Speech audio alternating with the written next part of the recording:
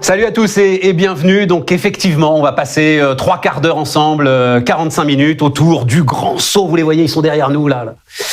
Le saut en parachute des CFO. J'ai donc 4 parachutistes autour de moi qui vont ensemble commenter ce que ça implique. Non mais alors, chose très très sérieusement, la transformation digitale de la finance, la transformation digitale de la fonction finance qui écrase les chaînes hiérarchiques, qui enrichit les métiers, qui permet le contact direct avec l'ensemble des business, qui facilite le développement international et qui s'adapte à un monde qui s'accélère. Voilà ce dont on va parler ensemble. Alors avec moi pour débattre, Patricia Moscatelli. Bonjour Patricia, Financial and Analytic Leader de Workday. Bienvenue. Marine Cochard. Marine, vous êtes Finance Transformation Director chez Believe. Un mot, Believe, savoir ce que fait Believe. Believe, société française qui a 15 ans maintenant et qui accompagne les artistes et les labels indépendants pour distribuer leur contenu musical. Et qui est une des vraies success stories françaises et européennes dans un domaine qui est quand même très très largement trusté par les Américains, mais ça amène notamment de votre côté énormément d'acquisitions. On en parlera, et donc la digitalisation de la fonction finance pour justement onboarder très très rapidement ces petites structures que vous ramenez en fait dans l'ensemble Believe. C'est là aussi quelque chose de très important. Bruno Vaffier, bonjour Bruno, Group Managing Director, ex-CFO Group de Webhelp. Relations clients. Relations clients. Voilà, on gère. Plus call center, voilà. Mais on dit plus call center parce que c'est plus de moins en moins de call et de plus en plus de center. D'autres choses, tout ce qu'on peut faire à distance, du chat, du WhatsApp, enfin tout ce qui fait la relation avec les marques qu'on utilise. Et là aussi, alors j'y pensais pas Bruno, mais quand même un mot de Cocorico et de Vive la France. Il se trouve que vous êtes aujourd'hui 3e, 4e européen. Alors on est premier européen. Voilà, c'est ça. On est premier européen et on est 4e, 5e mondial. Voilà. Sachant quoi, le premier mondial est français aussi, c'est le premier mondial est Téléperformance, qui couvre vraiment l'ensemble de la planète, est capable de travailler partout dans le monde. Nous, on est centré pour l'instant sur l'Europe et on est premier européen. Ah, c'est des belles histoires. Yael Leblanc, Yael, directrice de la transformation finance groupe Veolia. Veolia. Voilà. Je vais pas vous demander si vous avez des enjeux de fusion-acquisition. Non, voilà, donc on va rester ça. Bon, allez, on discute ensemble. Alors, par quoi est-ce qu'on commence ?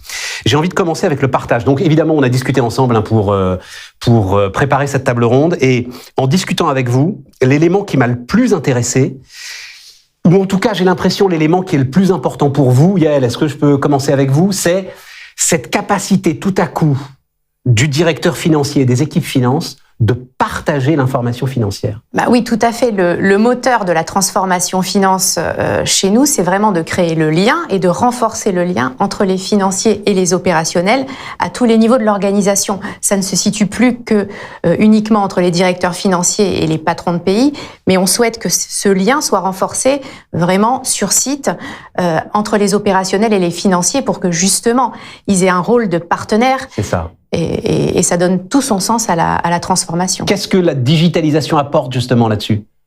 La digitalisation, c'est travailler de manière plus simple, plus moderne et plus efficace. Donc ça permet d'avoir des données en temps réel, de faciliter la prise de décision et donc de donner aux financiers un vrai rôle de conseil auprès des opérationnels. Bruno, c'est comme ça que vous le vivez aussi ? Oui, il y a quelques années, il y avait encore la notion pour les systèmes financiers d'utilisateurs. Donc, il y avait les privilégiés qui avaient accès au système et puis qui étaient en charge de diffuser cette information. Ça, c'est quelque chose, quand on parle de digitalisation, on parle de choses qui nous paraissent naturelles parce que c'est notre quotidien, mais qui ont tout changé. C'est-à-dire que on accède, tout le monde est utilisateur maintenant chez nous du système financier. Tout le monde fait des opérations, c'est-à-dire même les non-financiers, justement, font des opérations, accèdent à l'information, consultent directement. Et voilà, le système financier, il s'est ouvert par les médias, le portable. Qu'est-ce que ça change ? Qu'est-ce que ça change pour toi et pour l'ensemble des équipes finance ?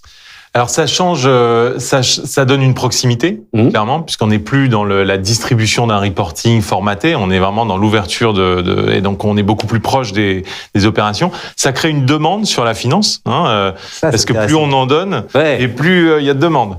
Donc il faut aller plus vite, il faut être plus juste dans le sens exact, il faut être plus adapté au business, etc. Tu me disais, on n'est plus la finance qui dit non.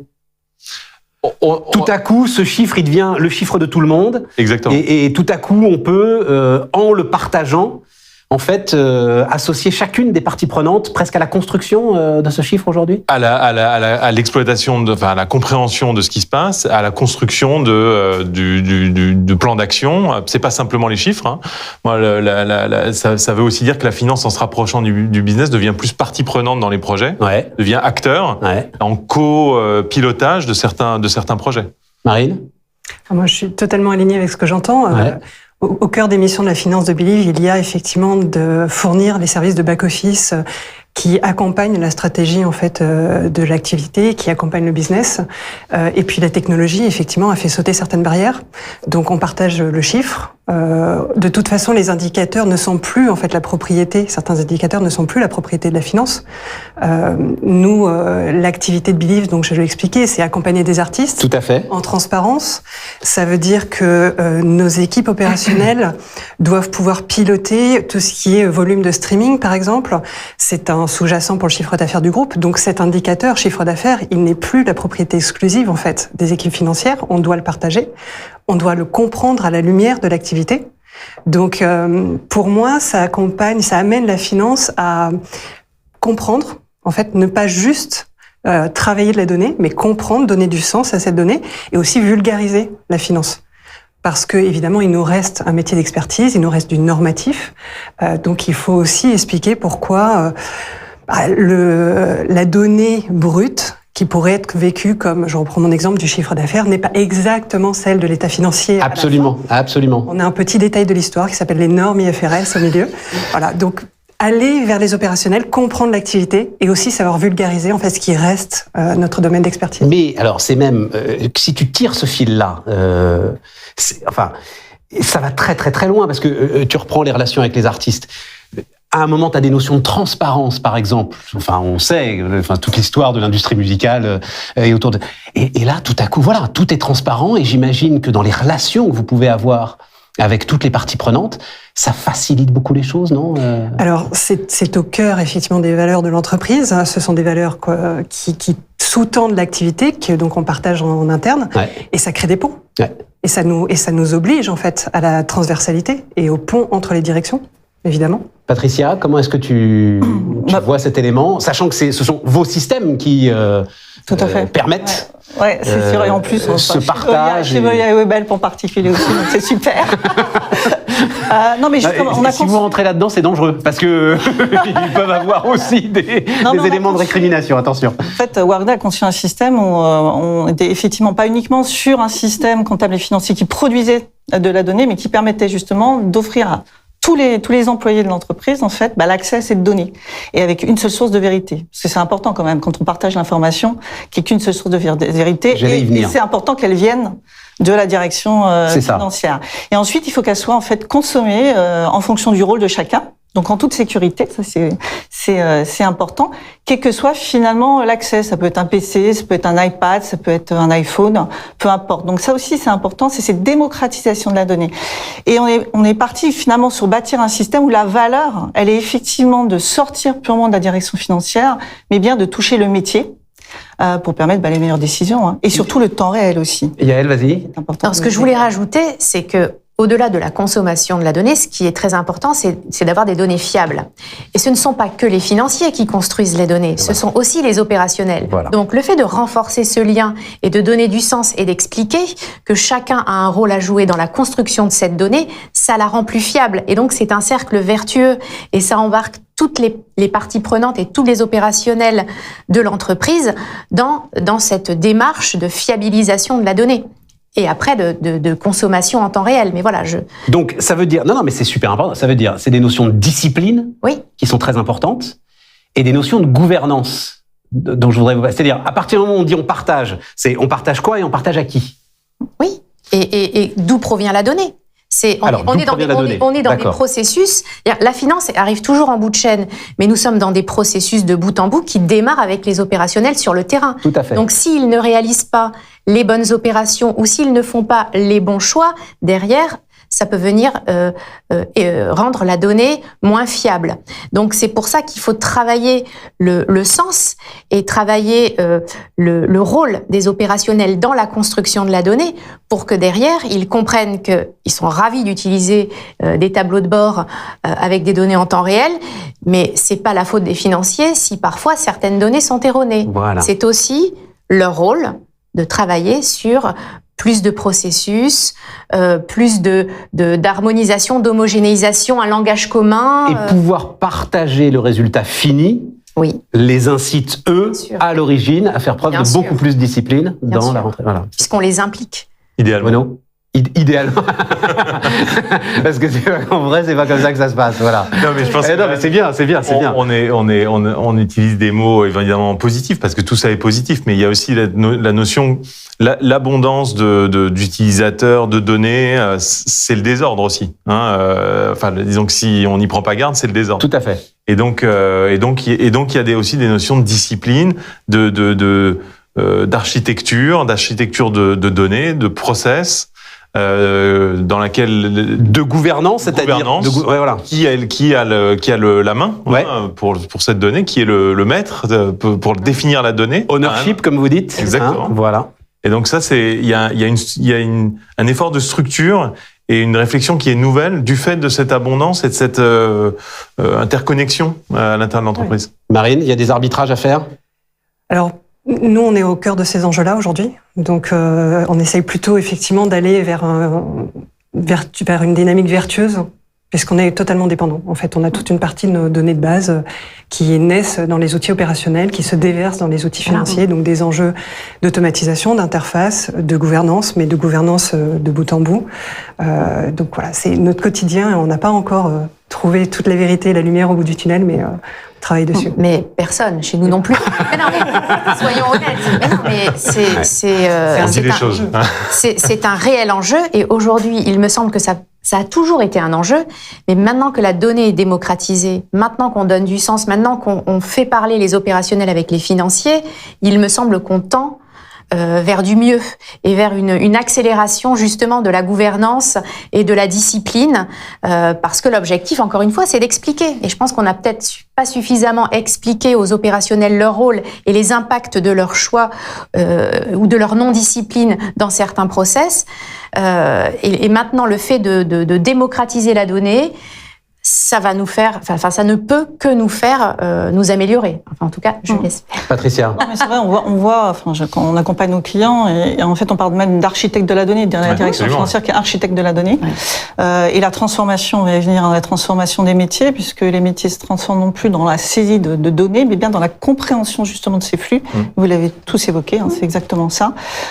Et dans l'automatisation, parce que moins il y a de tâches manuelles, moins il y a d'erreurs. Donc, pour revenir sur ce que tu disais, en fait, on fiabilise la donnée de bout en bout. Mais architecte de la donnée, c'est-à-dire, on comprend, ça correspond à quoi l'architecte de la donnée? C'est quoi son job? On comprend d'où la donnée vient et puis et à quoi elle sert en fait en bout de chaîne. Et on contrôle complètement le processus. Et d'ailleurs, dans les entreprises que vous définissez tous, c'est en fait des responsables de processus, les fameux business process owners, si on prend un terme très anglophone, mais peu importe.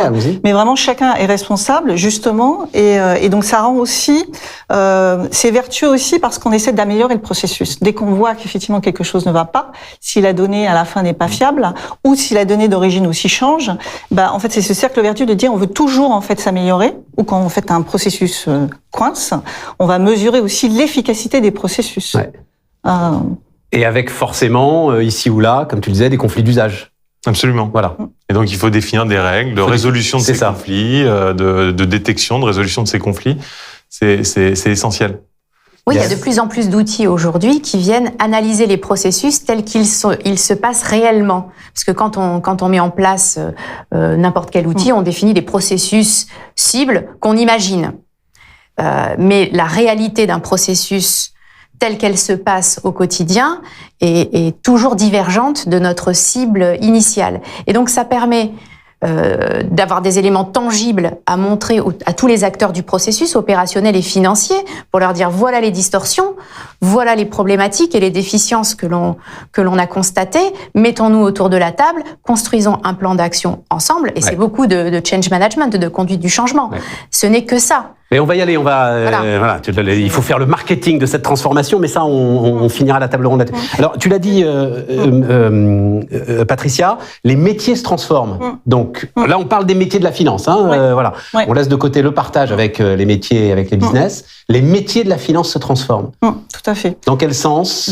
Par exemple, le métier du comptable est complètement transformé, parce que finalement, c'est plus des comptables qui saisissent, mais justement, qui vont bien comprendre les processus, qui vont plutôt finalement le contrôler, ce processus, et qui vont livrer cette information.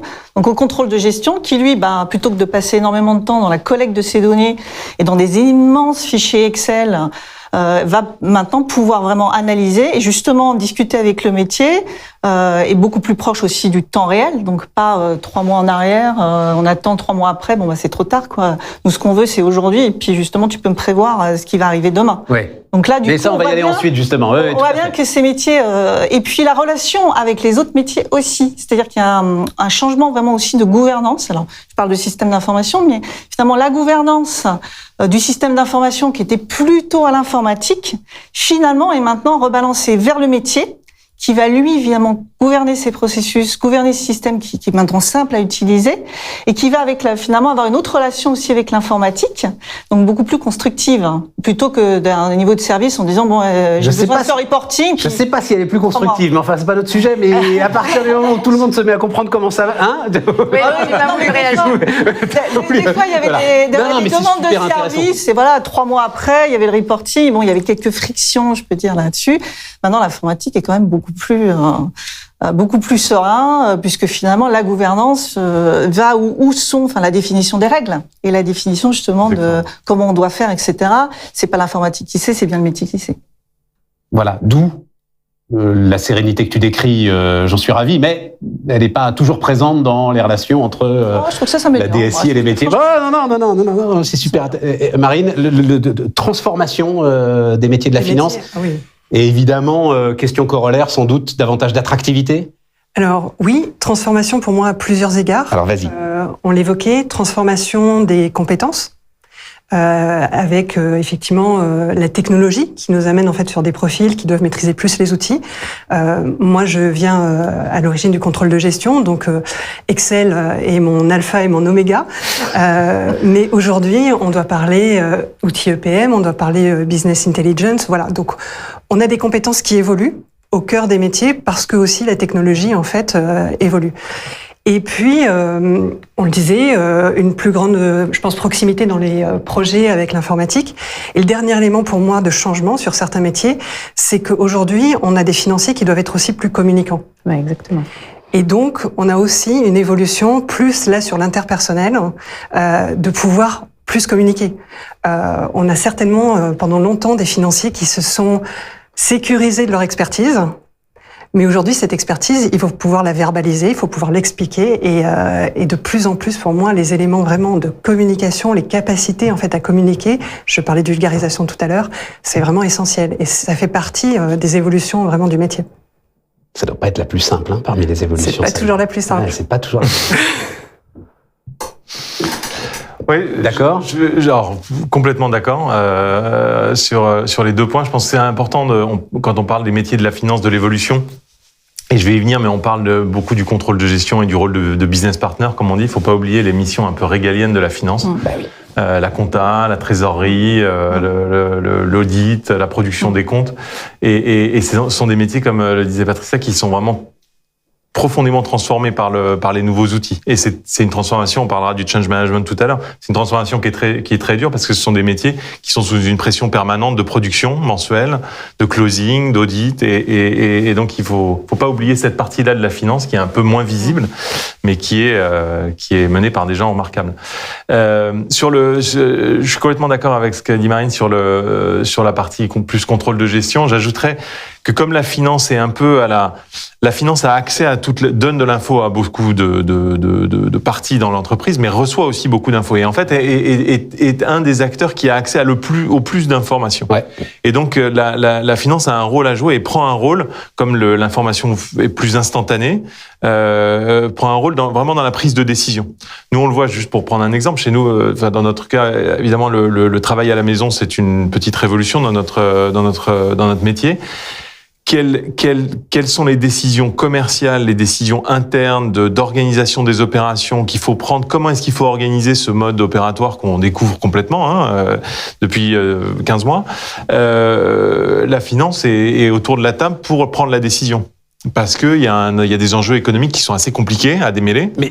Et la finance a vraiment un rôle à jouer dans la prise de décision. Mais le lien avec la digitalisation, c'est-à-dire, tu dis que ça n'aurait pas été le cas il y a, j'en sais rien moi, quelques années, que la finance soit consultée à ce point sur des éléments aussi stratégiques? Absolument, parce qu'en fait, je vais caricaturer un petit peu, mais si la finance est cantonnée dans un rôle de reporting des états financiers tous les mois, mais avec un certain délai, bon, c'est de la publication d'informations financières, mais qui n'a pas de sens business. Aujourd'hui, la finance, elle reçoit aussi des informations opérationnelles, de productivité, des données RH. Et donc, c'est le croisement de ces données avec les données financières qui permet de nourrir la prise de décision. Et c'est là que la finance, et il y a que la finance qui peut jouer ce rôle, en fait. Mais c'est vrai qu'on n'a pas pris la mesure quand même, juste je dis d'un mot, mais parce que tous les groupes, Veolia évidemment, tous les grands groupes ont fait une bascule très rapide en télétravail, mais quand on est dans la relation client où c'est quand même... Nous on a 75 000 personnes qui tout à coup doivent basculer et répondre au téléphone, quoi, de la même façon que ils le faisaient... dans des centres qu'on n'appelle plus des call centers, mais enfin quand même, voilà. C'est très spectaculaire. Yael, sur cette question de transformation des métiers, et après on verra justement sur le change management. Non, mais je partage tout ce qui a été dit, et en particulier la dernière remarque de Marine sur les compétences interpersonnelles qui sont maintenant devenues, au-delà des compétences techniques que doivent acquérir certains financiers, les compétences interpersonnelles sont clés, parce que nous devenons, regardez où nous sommes aujourd'hui, on est sur un plateau à discuter avec vous, à une échelle moindre, nos financiers, nos comptables, nos experts doivent être capables d'expliquer et donc de vulgariser. Pour justement bâtir cette relation avec les opérationnels, il faut que tout le monde puisse se comprendre.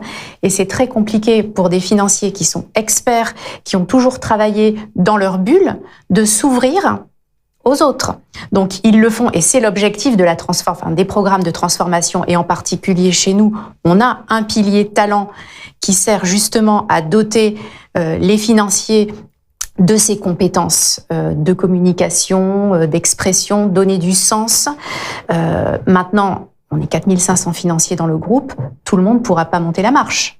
On en est conscient. Donc, il va falloir qu'on réadapte et qu'on réoriente certains financiers à plus de communication, d'autres à plus, peut-être, de compétences techniques, digitales.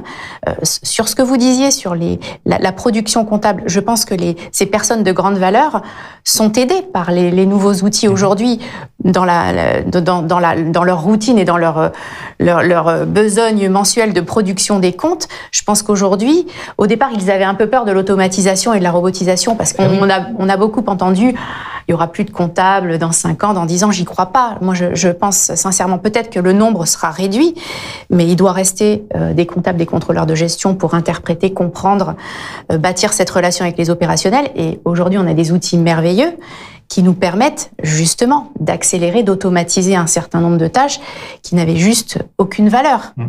Donc, je reste... Mais alors, allons-y, parce que c'est le lien, en fait, avec le change management. C'est-à-dire, Yael, à ce moment-là, toi, il faut que tu fasses un véritable marketing Nous, quand on a lancé... de cette transformation. Vas-y, raconte. Quand on a lancé le programme de transformation en 2018... la première chose que j'ai fait, c'est que je n'ai pas parlé de transformation, parce que la transformation, c'est pas un nouveau sujet. Ça fait des années que ça existe, ça fait des années qu'on mène des projets. Donc en fait, quand on dit on va se lancer dans un programme de transformation, personne ne comprend ce que c'est.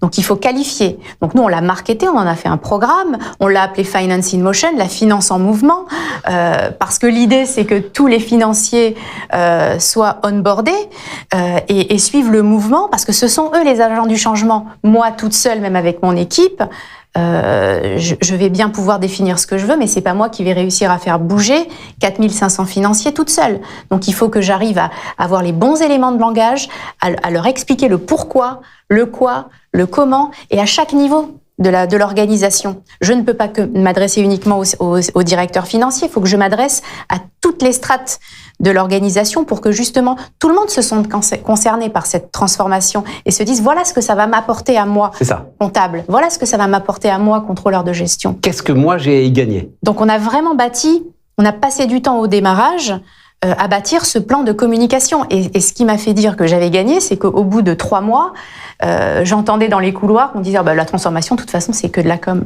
Et là, j'ai dit, mais c'est génial. Je me suis dit, banco, voilà. Au départ, on m'avait dit, tu vas tuer mon poste, tu vas nous virer. J'ai dit, non, c'est pas ça la transformation. Et puis donc, c'est là que j'ai compris qu'il fallait qu'on arrête de parler de transformation, il fallait qu'on parle de mouvement, fallait qu'on bâtisse un vrai plan marketing avec des slogans, avec des communautés, des réseaux internes, avec une marque. Et voilà. Et au bout de 3 mois, on m'a dit, c'est que de la com. J'ai dit, ok, c'est que de la com. Ça fait un nom de groupe, Finance in Motion. Ouais, on voit bien le truc, il y a un peu de groove. Exactement. Mais je me suis peut-être trompée de voix d'ailleurs. Marine, même chose, le change management, comment est-ce qu'on embarque les équipes en même temps? Toi, il y a Veolia, Believe. Non, mais c'est important aussi, c'est-à-dire il y a des strates de population. Différent. Donc moi, pareil, clé. Alors, pour mettre le contexte de Believe, c'est un petit peu différent. Moi, j'arrive chez Believe en octobre 2019. La transformation, c'est juste moi sur un titre. Et en fait, on vient d'où? Believe, début 2019, 2 métiers de la finance, la comptabilité, le contrôle de gestion, une 60aine de collaborateurs dans le monde. Believe, la finance Believe aujourd'hui, juin 2021, 165 collaborateurs qui opèrent sur 41 entités dans 11 pays et on a créé 5 directions métiers. Donc en fait, en 1 an et demi, on a créé une direction de la trésorerie, on a internalisé la consolidation, une direction du SI Finance, une direction de la transformation, voilà. Donc ça veut dire que tu pars d'une page blanche, donc en fait c'est beaucoup plus simple finalement. Alors c'est pour ça que pour le coup, moi j'assume beaucoup plus le contexte de transformation.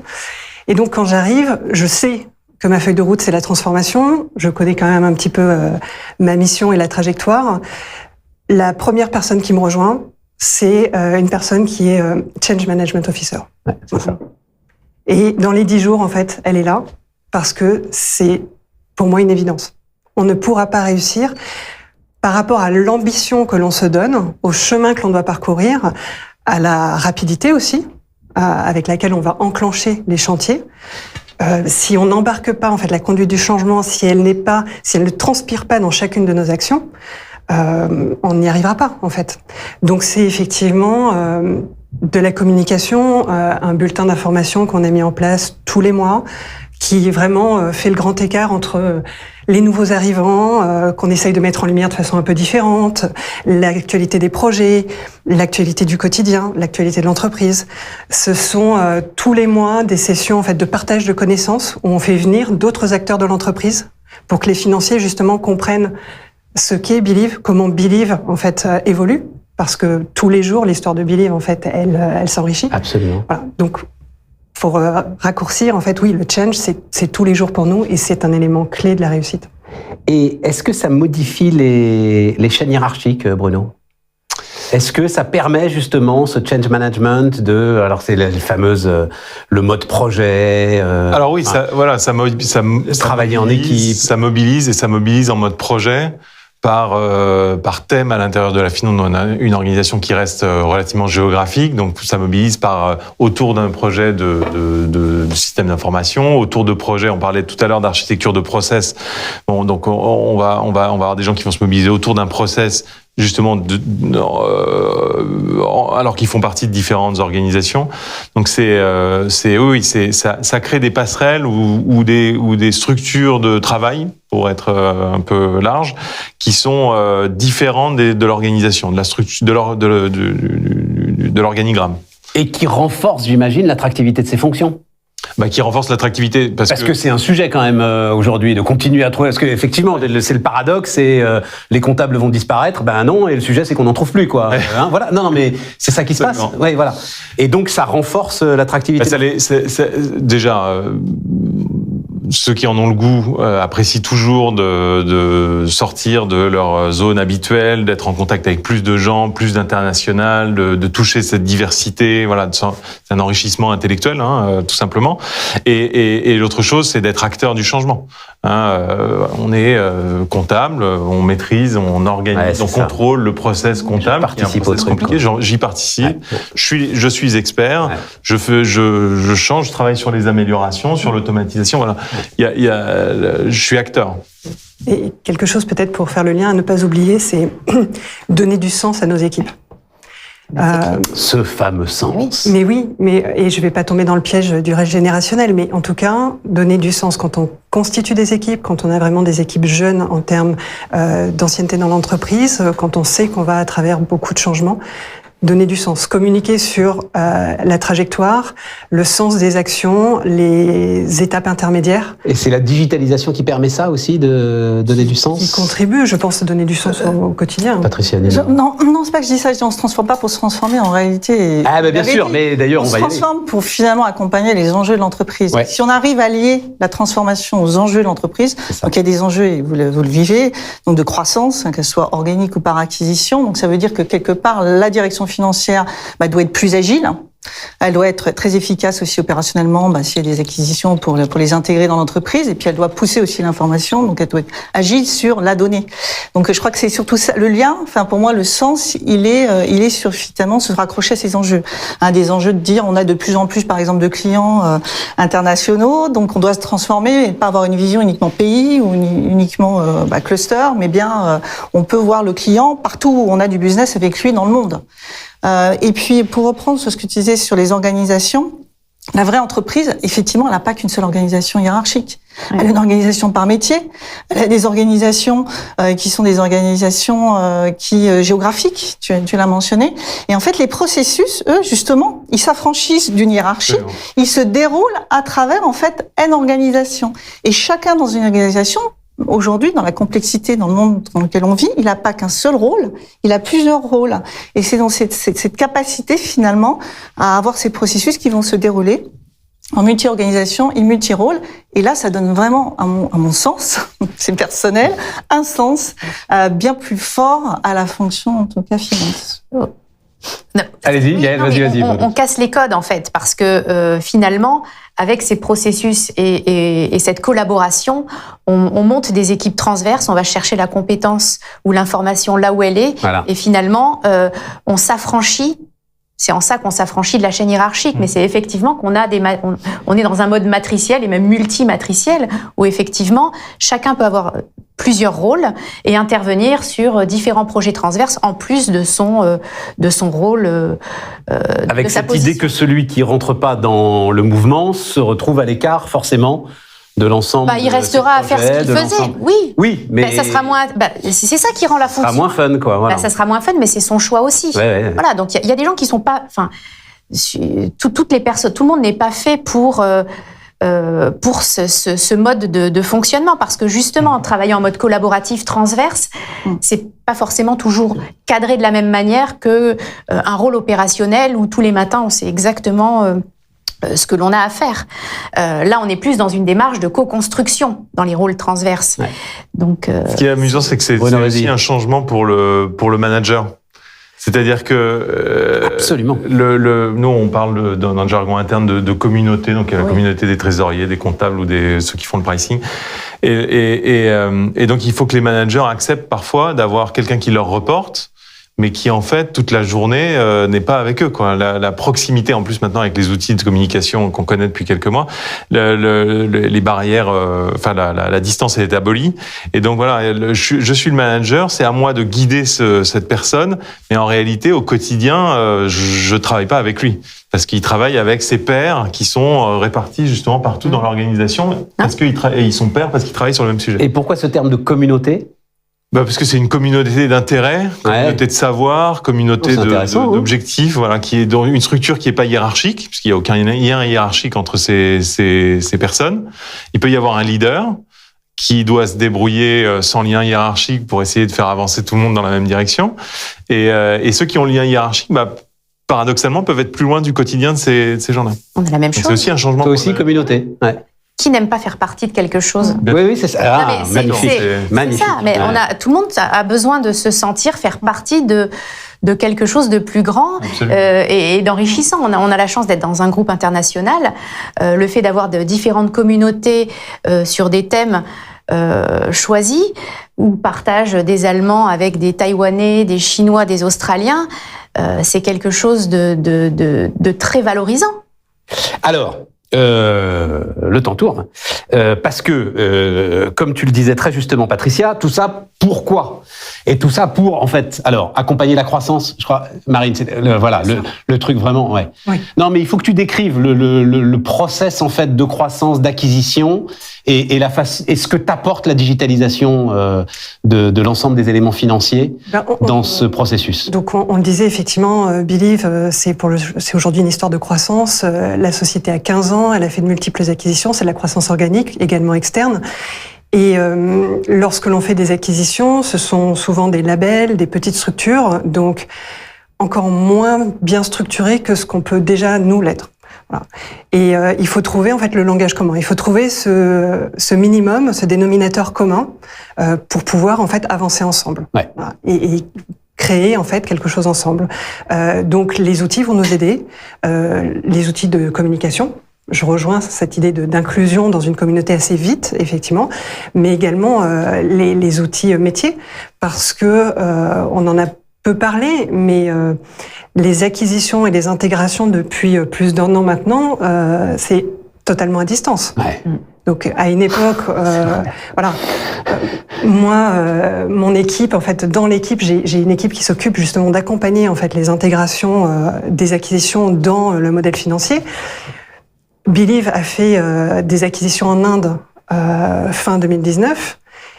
Ces intégrations, il faut les faire via des écrans et complètement à distance et dans le contexte sanitaire qu'on connaît tous. Donc la digitalisation, elle est aussi là pour être un levier, pour nous aider en fait à continuer à avancer. Bono, même chose. Oui, absolument, tout à fait. Mais c'est un levier. Enfin. C'est un changement qu'il faut accueillir positivement. Je pense évidemment. Oui, tout à fait. Ça ouvre des possibilités incroyables. Nous, en 2020, donc vraiment pendant la crise, on a complètement changé de taille aux États-Unis en organique. On a lancé plusieurs projets avec des clients. La finance s'est construite pour les États-Unis. Et les autres fonctions support, RH, etc., à partir d'une équipe qui était en France, au UK, en Inde et en Afrique du Sud. Et ces gens-là ont, pendant 15 mois, monté en fait toutes les fonctions support des US sans évidemment y mettre les pieds. Ouais. Voilà, ça aurait été impensable en 2019. Et donc, ça veut dire à ce moment-là, Patricia, qu'il faut avoir les outils qui soient à la fois fiables, mais aussi, j'imagine, comme ils disent chez Apple, intuitifs. C'est-à-dire que, je pense aux toutes petites acquisitions que vous avez faites. Il faut que les gars ils puissent tout de suite travailler avec, quoi. Il faut, effectivement, on fait forcément des priorisations. Alors assez souvent on priorise le sacro-saint consolidation des états financiers, mais on ne doit pas s'arrêter là. Mais il faut effectivement que ça soit simple. Si on arrive avec une machine complètement surdimensionnée, on n'en sortira rien. Non, effectivement, c'est l'ADN de départ, en fait. C'est ça. On parle de digitalisation, de numérisation, mais l'ADN, ça doit être simple. Ça doit être aussi intuitif que tout ce qu'on trouve, nous, en tant qu'utilisateur, consommateur final. Et le monde de l'entreprise qui était un peu séparé en termes en tout cas de système d'information et d'application, où c'était un peu obsolète, des écrans verts. Je reprends ça. C'est un peu. Non, mais en fait, la réalité, c'est que il y a pas. Tous les jours, on est confronté à des gens qui utilisent des systèmes depuis 10, 20 ans, qui n'ont pas changé forcément. Donc effectivement, l'adoption. Les gens n'ont plus envie d'aller le matin se connecter, quoi. Enfin, faut être clair.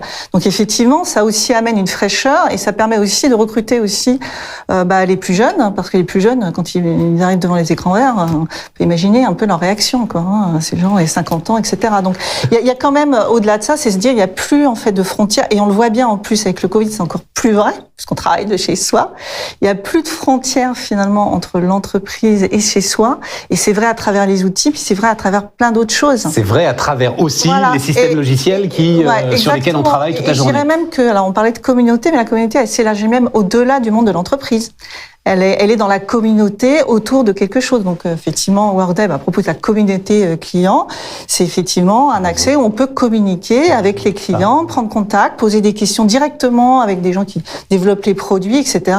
Ça c'est vraiment, c'est vraiment quelque chose de révolutionnaire entre guillemets parce qu'avant c'était pas du tout comme ça. Avant, on installe chez soi le système. Alors il est pas accessible, il y a avec des écrans verts. Enfin on voit un peu la transformation aussi.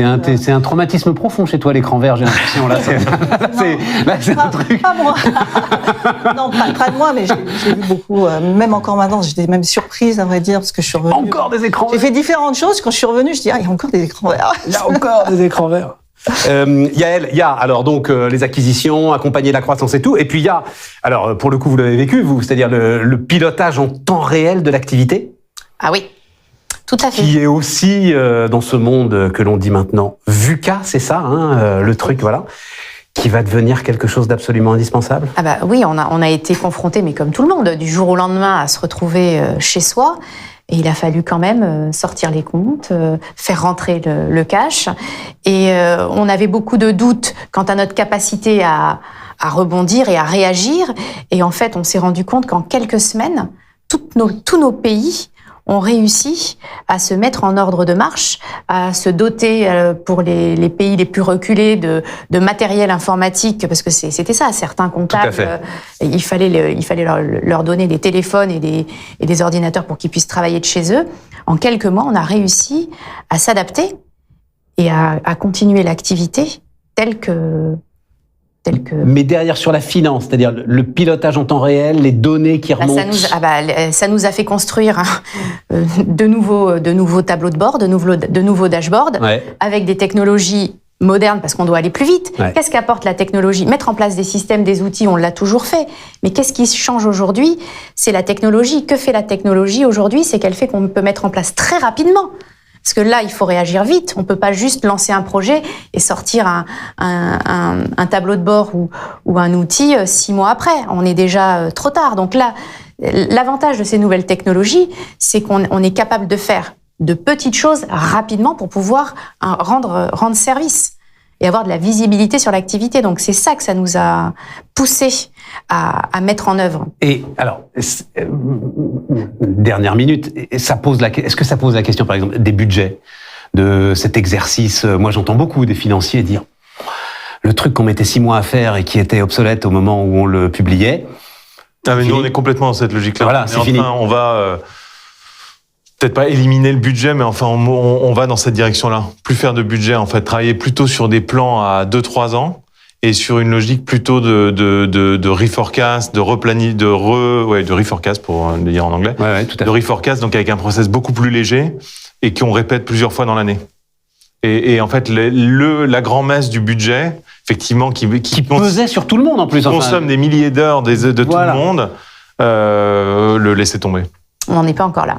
Nous, on est encore dans l'exercice budgétaire et puis on en a un double qui nous arrive là. Il y a le nôtre et celui de Suez. Ouais, mais pour combien de temps ? C'est... Encore une fois. On peut pas raconter tout ce qu'on vient de raconter et se dire qu'on va continuer à programmer sur 6 mois des éléments. Non, mais on a ces exercices de révision, de forecast. D'accord, voilà, c'est ça. Voilà, tu fais une base et ensuite tu la transformes en permanence. Exactement. Ouais, c'est ça. Exactement. Mais on est obligé de partir d'une base, quand même, non ? Oui, mais... Je viendrai vous voir. Ouais, voilà. Donc on essaye d'alléger le processus, que ce soit plus directif, mais aussi du coup moins consommateur de temps. Marine ?